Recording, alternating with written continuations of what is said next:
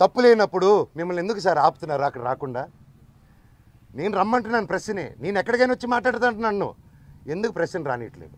నేను ఒకటే అడిగాను, సార్ హైకోర్టు ఆర్డర్ ఇదిగోండి, మీకు కూడా షేర్ చేశాను సార్, మీకు వచ్చేసి ఉంటుంది ఈ పాటికి. హైకోర్టు ఆర్డర్ ఇచ్చాను, లోవర్ కోర్టుది చీటింగ్ చేశారు, కమిషనర్ గారు బాండు, ఇవి 3 ఉన్నాయి, ఇవి చెల్లవంటాడు. పోనీ రాసి ఉండంటే మీరు రాయకూడదు అంటారు. పోనీ ప్రెస్కి చెప్పమంటే మేము చెప్పమంటారు. సరే ఏ అధికారంతో నా ఇంట్లో మీ ఇంటికి వెళ్ళేదని మీకు ఆర్డర్ కావాలంటాడు. మీరు ఇంటికి వెళ్ళేదని మీరు ఆర్డర్ తీసుకుంటున్నారా సార్ అని? లేదు మీ నాన్న చెప్పాలి మాకు అంటున్నారు.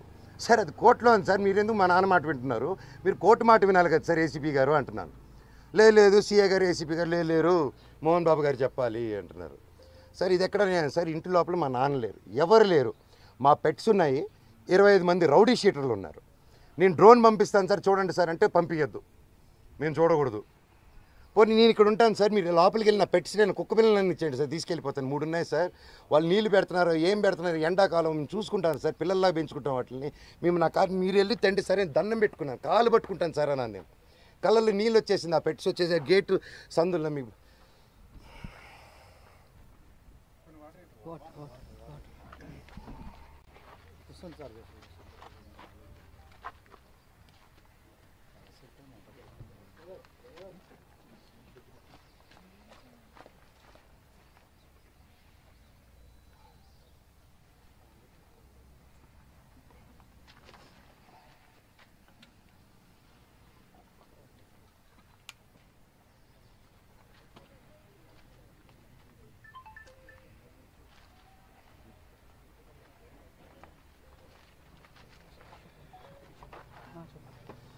సార్ సింపుల్ అడుగుతున్నాను సార్.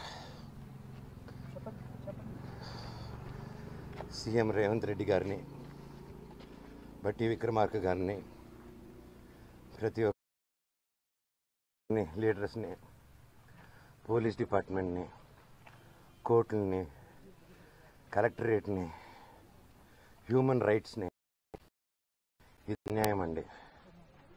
కోర్టు ఆర్డర్లతో వచ్చిన గొడవ జరగలేదు, నా ఇంటికి వెళ్తుంటే నన్ను అలో చేయట్లేదు.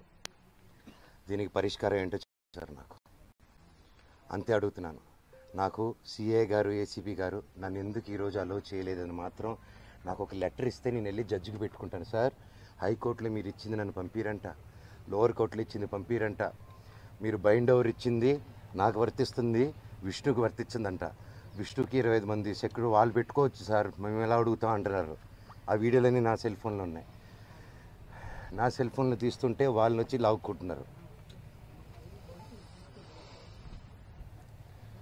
ఇప్పుడు ఆస్తి గొడవలు కాదంటున్నారు కదా మన గారు, అసలు ఏంది దేనికి నా తల్లి మీద నా పిల్లల మీద ప్రమాణం చేసి చెప్తున్నాను, ఏ రోజు నేను ఆస్తి అడగలేదు, నా భార్య కూడా ఆస్తి అడగలేదు. మా 2 పక్కల ఆస్తి గురించి మేము ఏ రోజు సంభాషణ తీయలేదు. మాకు దొంగ సిగ్నేచర్లు పెట్టారు, ఫ్రాజరీలు చేశారు, మేము ఫ్రాజరీ కేసులు కూడా వేయలేదు. మేము వాళ్ళ కర్మకు వాళ్ళు పోతారు, కర్మ సిద్ధాంతాన్ని నమ్ముకొని ఉంటాం.